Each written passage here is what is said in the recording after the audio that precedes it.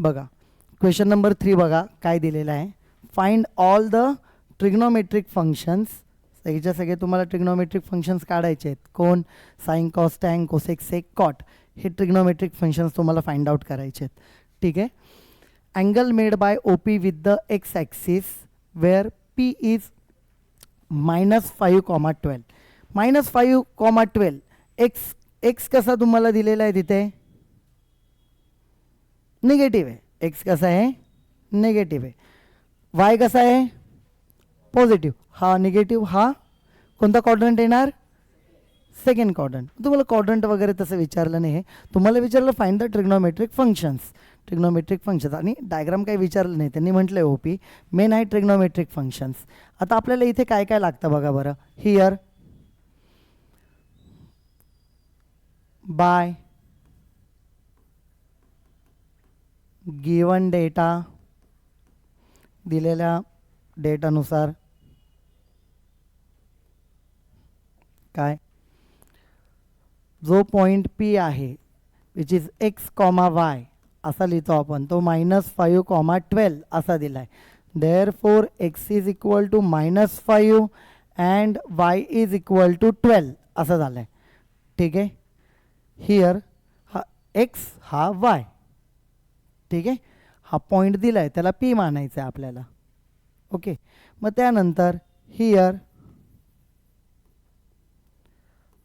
O P, जे त्यांनी O P म्हटलं आहे ती आर व्हॅल्यू असते. कसं असतं बघा, जर तुम्ही सर्कल वाईज आपण जर बघितलं इथे, ओके, हा एक्स ॲक्सिस हा वाय ॲक्सिस, सध्या तो सेकंडमधून गेला आहे पण समजण्यासाठी लिहितो आहे मी इथे.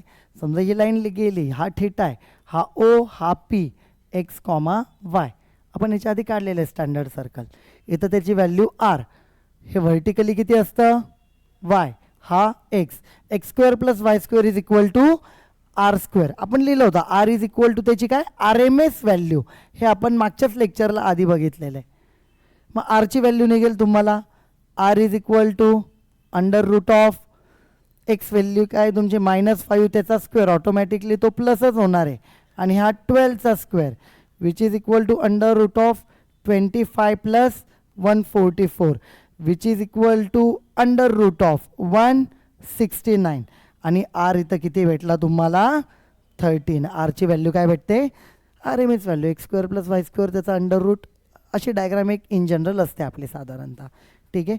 मग आता बघा ही त्याची व्हॅल्यू आली आहे.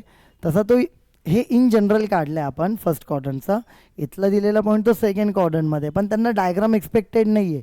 त्यांनी फक्त विचारले ट्रिग्नोमेट्रिक फंक्शन्स काय आहेत ते. आपण याच्या आधी सरळ सरळ फॉर्म्युले बघा.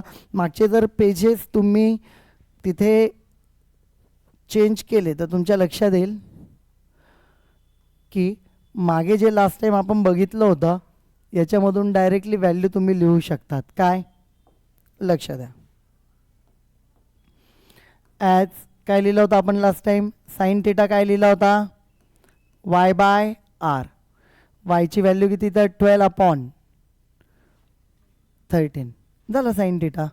ओके. कॉस थीटा काय लिहिला होता लास्ट टाईम आपण? x/r. तो मायनस आहे, -5/13. ठीक आहे. टॅन थीटा काय लिहिलं होतं आपण last time?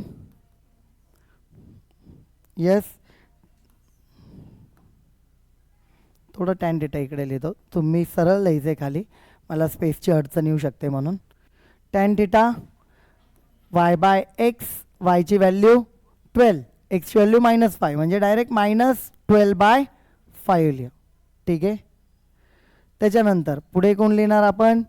Cosec theta which is 1/sin. साईनच्या उलटा येतो r/y. त्याची व्हॅल्यू काय? 13/12. त्याच्यानंतर कोण? Sec theta which is 1/cos. कॉसच्या उलटा आहे r/x -13/r/x लिहू तिथे आपण. r/x, आरची व्हॅल्यू किती? 13 आणि एक्सची व्हॅल्यू -5 -13/5. ठीक आहे. -13/5 आली. त्याच्यानंतर तुम्ही इथं बघितलं सेक झाल्यावर कोण? एकच टर्म उरते आपली कॉट थीटा विच इज टॅनच्या उलटा येतो, that will be x/y which is equal to किती आलं? -5/12. ट्रिग्नोमेट्रिक फंक्शन्स विचारले होते, सगळेच्या सगळे ट्रिग्नोमेट्रिक फंक्शन्स आपण लिहिले. अवघड आहे का काही याच्यात? समजलं? ठीक आहे, हा पार्ट. आता हा झाल्यावरती पुढचा क्वेश्चन जर आपण बघितला, पेज नंबर 20वरतीच आहे. पेज नंबर 20वरचा क्वेश्चन आहे. तर पेज नंबर 20वरती तिथं क्वेश्चन आहे, काय दिलेलं आहे बघा तुम्हाला. रीड करूया क्वेश्चन. क्वेश्चनमध्ये काय दिलं आहे, सेक थिटा दिलेला आहे -3 आणि theta is lying between pi and 3π/2. Question read करूया. Then find the values of all the trigonometric functions, other trigonometric functions. Sec दिला आहे, त्याच्यावरून आपण बाकीचे सगळेच्या सगळे ट्रिग्नोमेट्रिक फंक्शन्स फाइंड आउट करायचे आहेत. ठीक आहे, मग त्याची व्हॅल्यू आपल्याला काढायची आहे. एक एक टर्म बघूया कसे कसे आलेत ते सुद्धा बघू. ओके, चला एक एक टर्म बघायला चालू करूया.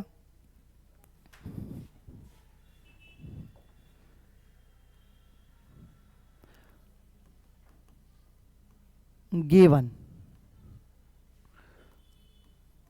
सेक theta is equal to -3. Cos तर लगेचच निघेल, याला काय अडचण आहे का? Which is 1/, sec theta 1/, -1/3. एक तर निघाला. टोटल किती काढायचे तुम्हाला? टोटल 6 असतात. Sine cos tan cosec sec cot. एक तर त्यांनी सेक स्वतःच दिला आहे त्यांनी, त्याच्यावरून लगेच त्याचे इन्व्हर्ट, प्रत्येकाला इन्व्हर्ट काहीतरी उलटा फॉर्म्युला आहेच. साइन आणि कोसेक एकमेकांचे उलटे आहेत, टॅन आणि कॉट एकमेकांचे उलटे आहेत आणि इथे सेक आणि कॉस एकमेकांच्या 1/, आहेत. ठीक आहे, ती लगेच व्हॅल्यू भेटून जाते. झाले 2 तर गेले, 6 पैकी 4 राहिले आता. ठीक आहे, आता इथं तुमचा सेक दिलेला आहे ऑलरेडी त्यांनी. ठीक आहे, आयडेंटिटीज जर बघितल्यात, कोणत्या कोणत्या आयडेंटिटीज? 3 आयडेंटिटीज आहेत. ठीक आहे, आपण तेही लिहिलेले आहेत. तर sine square plus cos square is equal to 1.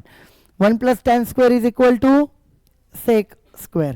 1 plus cot square is equal to cosec square. मग तसा सेक आणि त्याचा पण संबंध आहे बघा, लक्ष द्या. As 1 plus tan square theta is equal to sec square theta. Therefore tan square theta is equal to sec square theta -1, which is equal to -3 square -1, 9 -1, which is equal to 8. हा कोण आला? tan square theta. याच्यावरून तुम्ही काय लिहू शकतात बघा, आपण इथं मेन्शन करूया. Therefore tan theta is equal to, त्याचा स्क्वेअर रूट जर घेतला √8, पण प्लस ऑर मायनस काय, कारण हे बघा अंडर रूट घेतल्यावर आपण काय लिहितो? Plus or minus. मग प्लस ऑर मायनस √8. √8ला आपण असं लिहू शकतो, प्लस ऑर मायनस 8ला लिहिता येतं 4 × 2. त्या 4चं अंडर रूट निघणार 2√2. 8ला काय लिहिता येईल आपल्याला? 4 × 2. त्या 4चं अंडर रूट काढून बाहेर 2 येणार, 2√2 त्याचं आन्सर. मग आता सर प्लस घ्यायचा का मायनस घ्यायचा? आता इथं काम यायचं, थिटा त्यांनी सांगितलंय ना, ॲज थिटा लाईज इन कोणत्या क्वाड्रंटमध्ये? Therefore theta lies in which quadrant? पाय म्हणजे 180 डिग्री, 3π/2 म्हणजे किती? 270 डिग्री. म्हणजे बघा, हा 180 डिग्री इथं असतो, हा 0, हा 90, हा 270, याच्यामध्ये थिटा, असं त्यांचं म्हणणं आहे. म्हणून थिटा कुठे? Lies in third quadrant. ह्या क्वाड्रंटमध्ये थिटा आपला आहे. ठीक आहे, मग याला आपण रफ करू. देअरफॉर मग आपण, तुम्ही मला सांगा टॅन थिटा काय येणार आहे? +2√2 घ्यायचा आहे का -2√2 घ्यायचा आहे? कारण हे बघा, थर्ड क्वाड्रंट अँगल दिलाच त्याच्यासाठी त्यांनी की कोणत्या क्वाड्रंटमध्ये. हे बघा, आपण इथं लिहिलेलं आहे काय, इथे सगळे पॉझिटिव्ह, इथे कोण? साइन आणि कोसेक, इथे कोण? टॅन आणि कॉट, इथे कॉस आणि सेक. थर्ड क्वाड्रंटमध्ये टॅन कसा आहे? पॉझिटिव्ह. मग आपण इथे काय घेणार? +2√2. यात काय अडचण आहे? ठीक आहे, जी जी व्हॅल्यू आली मी त्याला वाटलं असतं सर काहीतरी मार्क पण करून ठेवतो.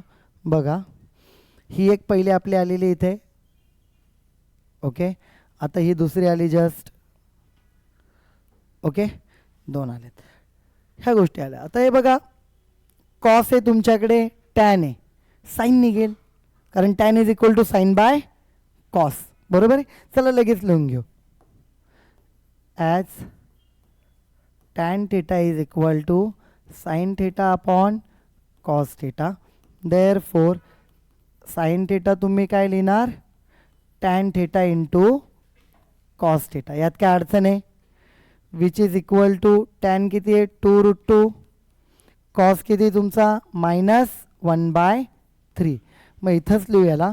Therefore sin theta is equal to -2√2 upon 3. ही त्याची काय आली व्हॅल्यू साइन ऑफ थीटाची. ओके, साइन आला. लगेच आपण तिथे कोसेक पण लिहू शकतो, पण आपण त्याला कोसेकला नेक्स्ट पेजवर घेऊ. हे कळालं एवढं, ठीक आहे. कोसेकला नेक्स्ट पेजवरती घेऊ. As cosec theta is equal to 1 upon sine theta. Directly उलटं करून टाका त्याला, -3/2√2. हा कोण आला तुमचा कोसेक थीटा. ठीक आहे.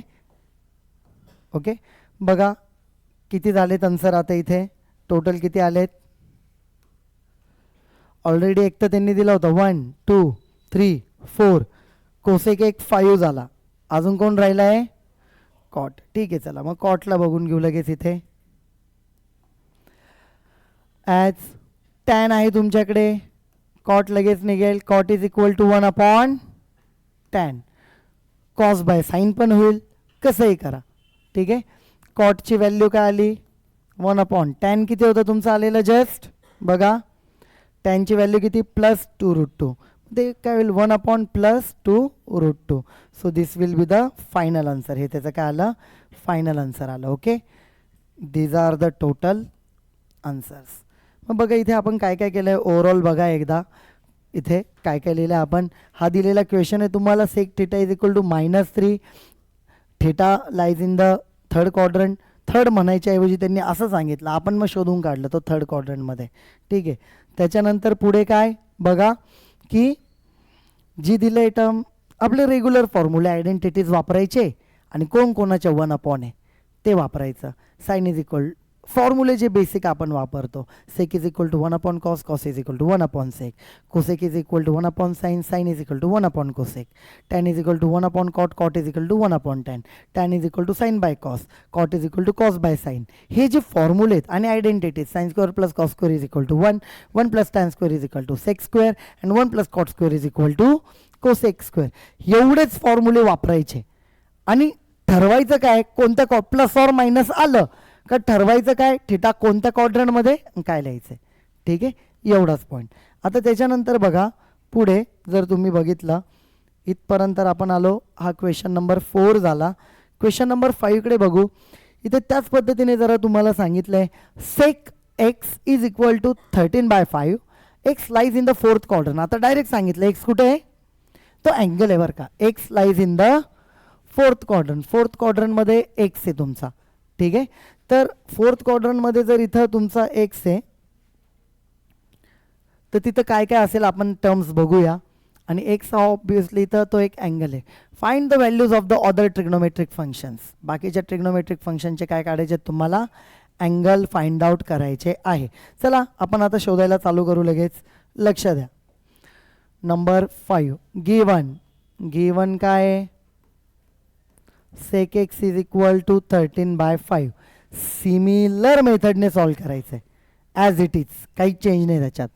देअरफॉर कॉस एक्स म्हणजे काय 1 अपॉन सेक एक्स.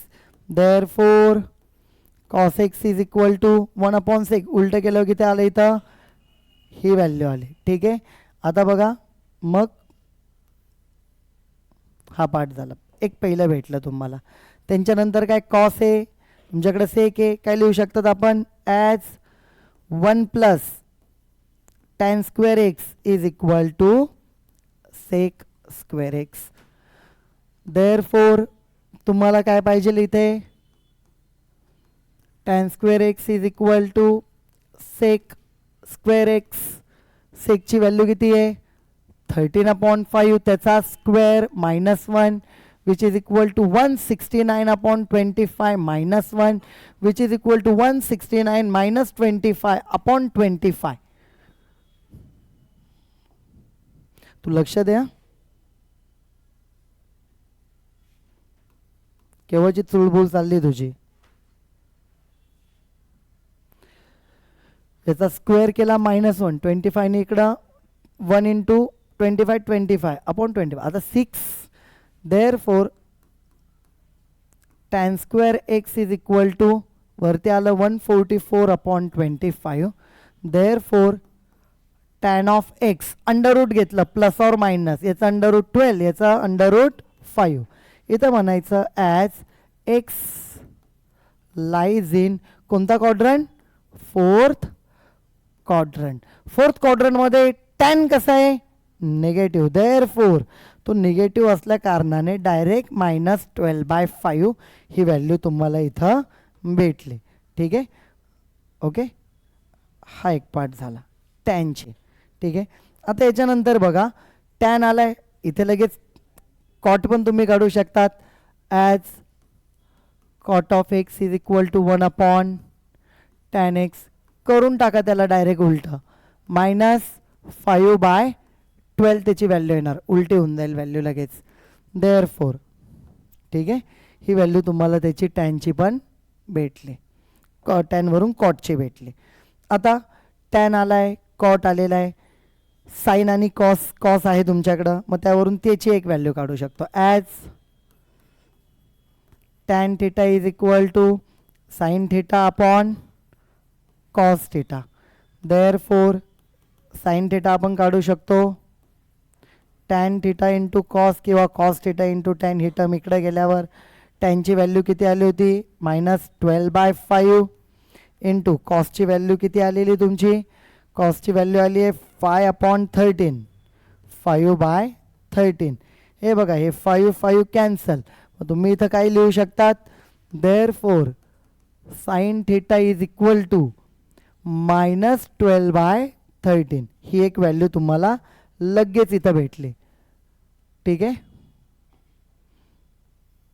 बघा त्याच्यानंतर देअर फोर लगेच कोसेक एक्स, इथं थिटा झालं आहे आपल्याकडनं लिहिताना, हिअर मस्ट बी एक्स. काय असलं पाहिजे, कारण आपण एक्सच्या भाषेत लिहितोय ना, एक्स पाहिजे टर्म. काय पाहिजे, x. Tan x sine x cos x x, here it will be x. इथं सुद्धा एक्सच येणार.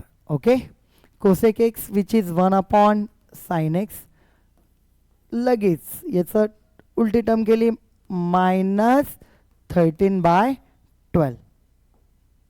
ओके, ही कोसेकची व्हॅल्यू भेटली. किती व्हॅल्यू भेटले बघा बरं, 1 2 3 मागच्या याच्यात 1 2 आणि हा ऑलरेडी एक दिला होता. असे टोटल आपले सगळेच्या सगळे झाले.